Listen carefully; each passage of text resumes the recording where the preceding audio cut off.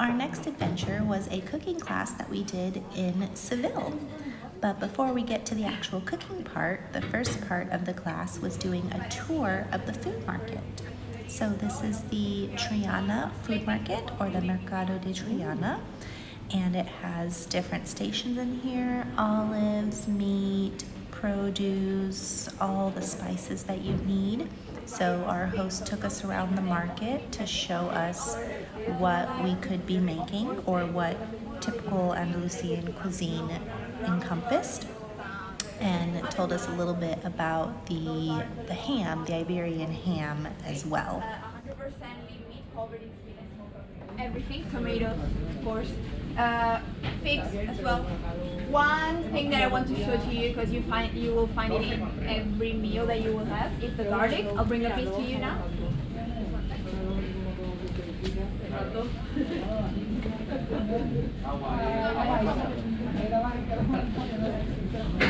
Okay, so this is what at home we call garlic, okay, but you will find it elsewhere like Spanish garlic or chestnut garlic or purple garlic for the color of the skin. Normally it's bigger in size than the white Chinese garlic that we have at home. It's not the piece itself, but the cloves are just gigantic. Small garlic clove. The first part, or the first dish we were making, was the cold tomato soup, the gazpacho. The small one. We're gonna cut it in half, but we're gonna remove this sprout, right? You're supposed to add a lot of olive oil to it when you blend it, so it gives it a nice orange-red color. And then the next dish we are making is the chickpeas with spinach, another tapas or appetizer. Oil there. I mean, if you use paprika, do you use Hungarian paprika usually? Sometimes, yeah. Does it smell so intense? This one's a lot more smoky. Way deeper, right? But this part you can like cook. I mean, it says smoky on the Hungarian package, but Yeah, but it's not. Next, our host is going to show us how to mix sangria the right way. As long as you always respect the 1-to-1 ratio, same amount of wine and fruit, same amount of soda. Okay, that's enough. Okay? Well, soda or your mixer, the mixer of your choice.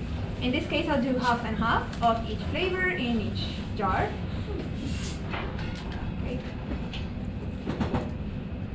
And so we are gonna send you the recipe for this as well. So if you like sangria, you have a good recipe that you can always make at home, which is the good thing. Like many things, sangria is one of those that you should make at home always, that you should never order in bars, because they don't really make it right. It's a touristy thing. It's not really typical to order sangria in bars. And yeah, again, they don't make it right. They use all the leftovers of the wine bottles, so you end up with a weird flavor in the end. Or they use canned fruit, a fruit cocktail, yeah, that it becomes mushy and you're adding sugar that you don't need. Or this brand also makes pre-bottled sangria, so you're paying 15, 18 euros for something that costs 180 in the supermarket. Just not worth it to order in bars. Okay, just make it at home. And if you're in a bar, you'd rather go for a tinto de verano. Okay, tinto de verano, which is tinto is red wine. Verano is summer, it's like summer red wine, and it's red wine with one of the sodas. Okay, ice, maybe a slice of lemon, and that's much cheaper, much more common within locals. It has a better quality, they make it fresh for you. At the moment, they don't just scoop it out of jar of big batches like they do with sangria. Okay? Tinto de verano. Tinto, okay? And to this sangria, we also add a shot of brandy in each jar. Okay? You don't have to add alcohol if you don't want to, but brandy or cognac or triple sec or vermouth, those liqueurs alcohol, they go well with the flavors of sangria. They enhance the flavors. Wouldn't go as far as gin and vodka, too much, but again, it depends on your party, I guess. And nothing else, no sugar, you won't need it, and ice, I will go around with some ice to put it in your glass. Never put it in the jar because it will dilute the flavor, and by the time you finish the jar, it will just be watery. Okay? Easy.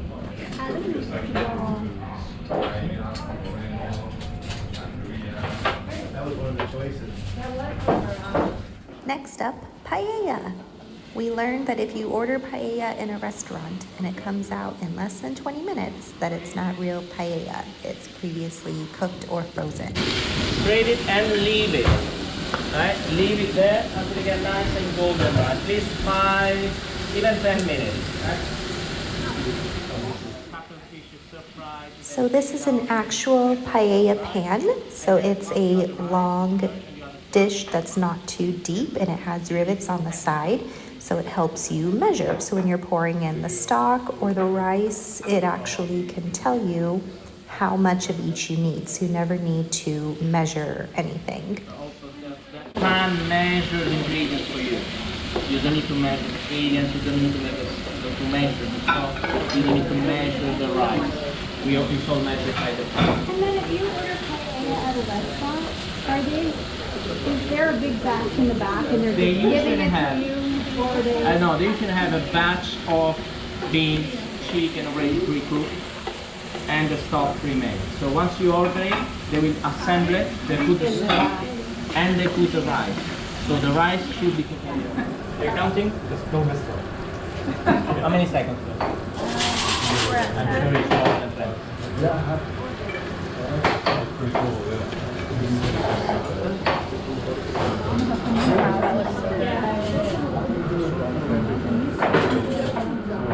Am I good now? Or should I keep Yeah, we can keep stirring.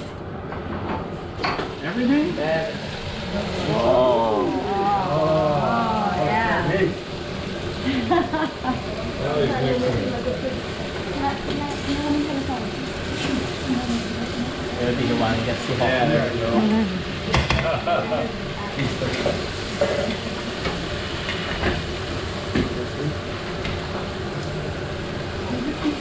Oh. Chicken can fly.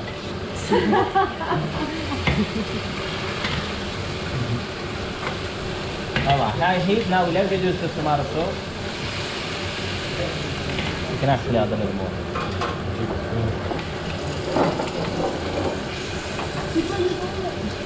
After adding the stock, you wait until the water reduces to below the rivet. Alright, we are below the rivet. Just making sure it's soaking up. And was also salted before, so a little more.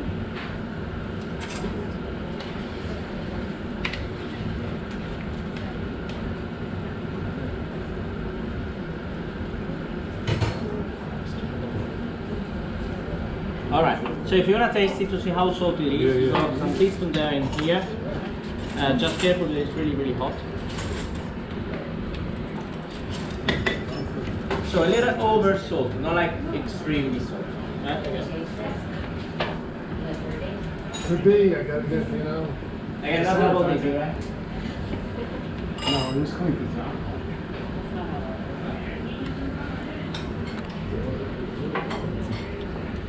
I mean, I might even put a little more. I might even put a little more salt. More salt. Yeah, I would, but I don't know. He said if It's good for soup. It's not like finish it. A soup? Yeah, if it were a soup, It's not you too wouldn't salty? want to finish it. That's how salty it needs to be. No, it wasn't that salty. A little more, right? I know, that's what I he's think saying. It needs to be salty. That's interesting. But he needs more salt because Because the rice, you want it over. A little over, yeah. Yeah. And like, What do you think? Right there? very like, very small, Okay. no?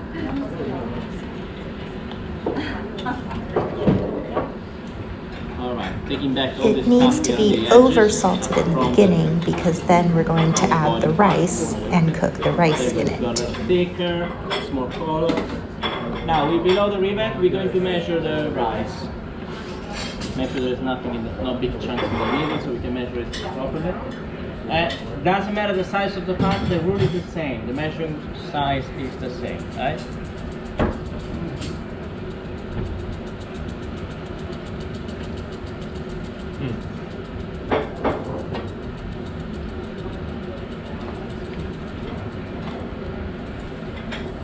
I promise I didn't measure the rice that it looks like right now. Good, now should I add a little more? He needs a little bit more rice because it needs to sit just above the stalk. So you can see how it's sinking a little bit in the middle. So we need more rice.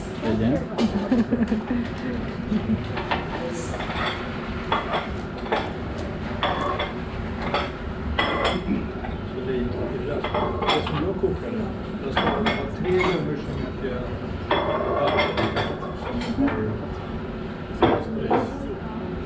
There we go. Okay. Again, wide as the rivet, all the way from handle to handle, just a little bit on top of the. Okay. 18 minutes. Timer goes on. Start on high heat. Give it a good stir. Make sure the rice is evenly everywhere. While the rice in the paella was cooking, we got to enjoy our first course, the cold tomato soup. And you can definitely tell how much olive oil was in it, but it was really good. They topped it with a little bit of cheese and some ham. It was very tasty. I will definitely be making that again. And then we had the beans and the spinach. And Jeremy had definitely drunk his fair share of sangria during the cooking class. I don't know what you do or whatever. Do you like it? The higher end. Sono vari passaggi.